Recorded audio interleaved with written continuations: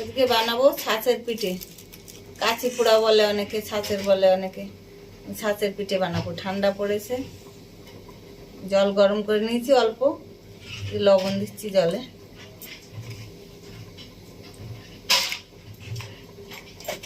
যতটা চাল আন্দাজ মতো লবণ দিতে হবে। আমাদের তো 1 কিলো চালের গুঁড়ো আছে।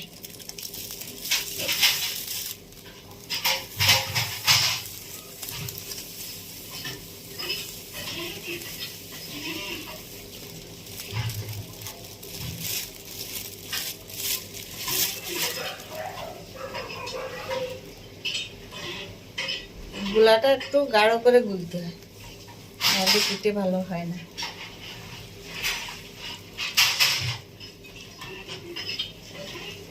যে হাঁড়িতে জল গরম করে রেখে দিয়েছি।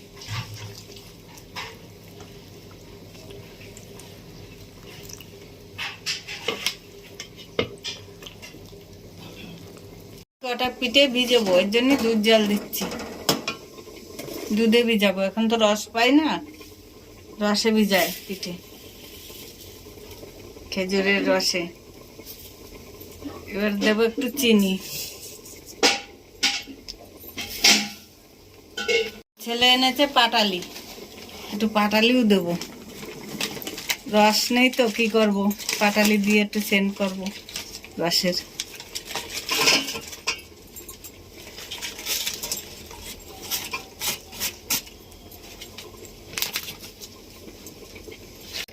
দেবো একটু লবণ। এতে আপনারা 2টো এলাচও দিতে পারেন, কিন্তু আমি দেব না। এই যে গুড়ের যে গন্ধটা আছে, গন্ধটা চলে যাবে এলাচ দিলে। আপনারা যদি শুধু চিনি দিয়ে করেন, 2টো এলাচ ফেলে দেবেন। জাল ধরিয়ে দিয়েছি, যে খোলা, এই যে উনুনে।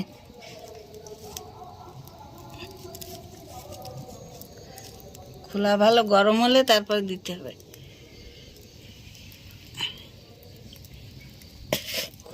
খোলায় দেবো আমি লবণ পোড়া দেবো। লবণটা দিয়ে কি করি দেখেন। এটা ন্যাকড়া দিয়ে সারা খোলায় লবণটা মেখে নিতে হবে।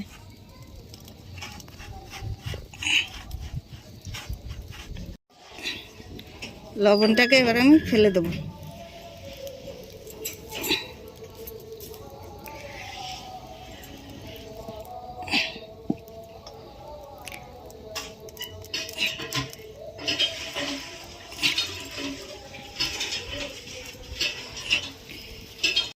এই যে চালের গুঁড়োটা গুলে রেখেছি, এই গুলাটা এবার দেবো।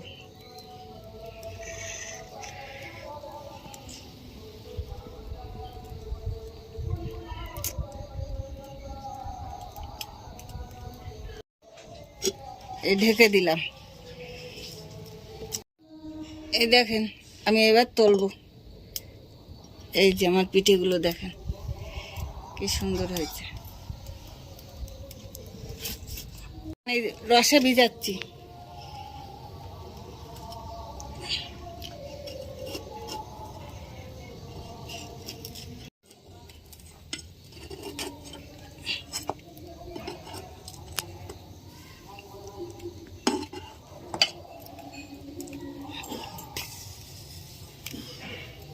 এবার ঢেকে দিচ্ছি।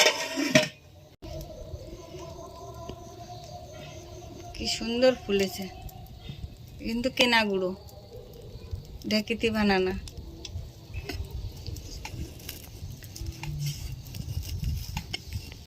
এইভাবে গরম গরম ছাঁচের পিঠে ঝোলা গুড় দিয়ে খাবেন। রসে ভিজানো পিঠে কি সুন্দর হয়েছে। কালকে সকালে খাবো, এখন ভেজবে, কাল সকালে খাওয়া হবে।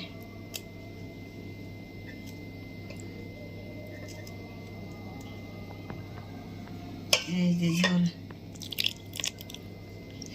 রস তো নেই, দুধ আর চিনি আর গুড়, পাটালি গুড়।